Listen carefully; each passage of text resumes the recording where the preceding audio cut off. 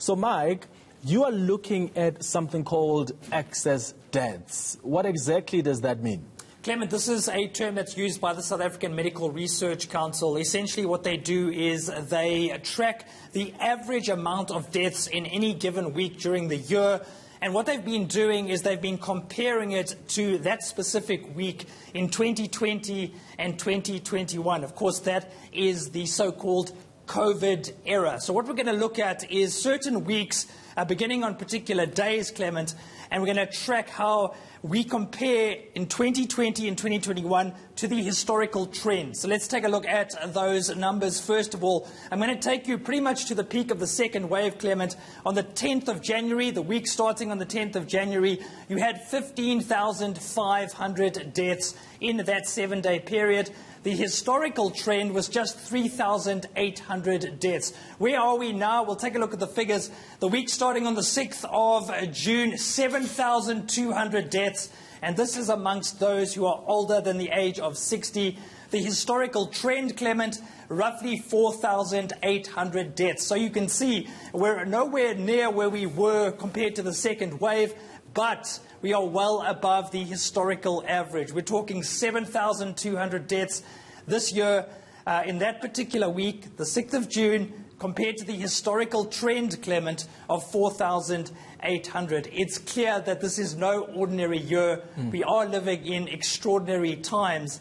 And remember, this is for that age group of those who are above the age of 60. Yeah, so let's look at the vaccine front now. Government was hoping to vaccinate 5 million elderly people by the end of June. That seems very unlikely, and the rest of the population is still waiting for their turn. Yeah, absolutely, Clement. I want to take you very quickly to the age group of the 1 to 59-year-olds, and that gives us a sense as well that demographic is also taking a bit of strain. So again, let's look at the 10th of January. The figures for that particular week, 8,169 deaths, compared to the trend of 3,923. That was in the second wave. Where are we in terms of this third wave? The week starting on the 6th of June, Clement, just under 5,000 deaths. As you can see, we have now breached the historical trend.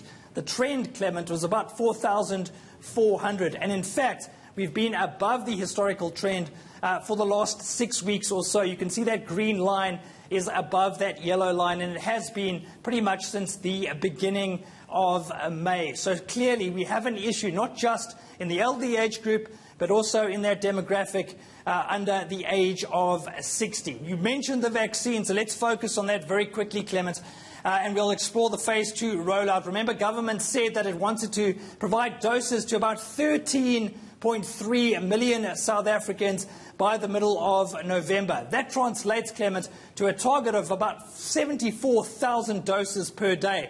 The reality so far, just over a month into that program, 49,000 doses per day. That means, Clement, that the target has to go up. We have to do some catch-up.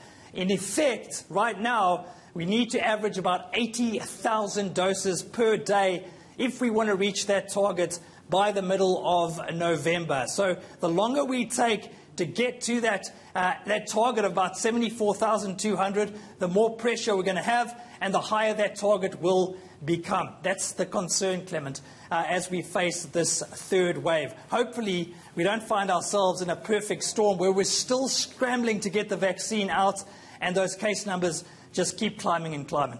All right, Michael Marilia, thank you so much.